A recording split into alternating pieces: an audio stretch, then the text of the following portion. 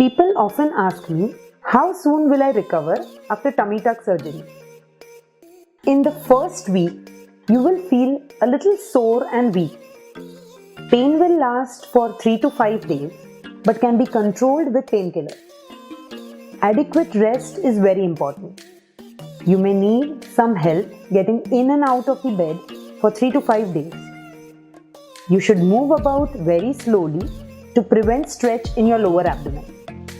You may need to bend over a little on your waist to prevent stretch. By the 4th day, you will regain your energy levels and you will be able to manage basic tasks by yourself. By 7th to 8th day, you will be able to sit and do a desk job comfortably.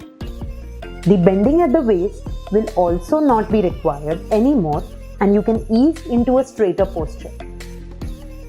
Will tummy tuck surgery be painful? Between the 4th to 6th week, pain and swelling have reduced significantly.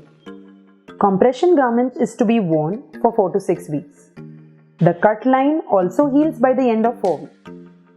After 6 weeks, you can go on to continuing strenuous physical activities.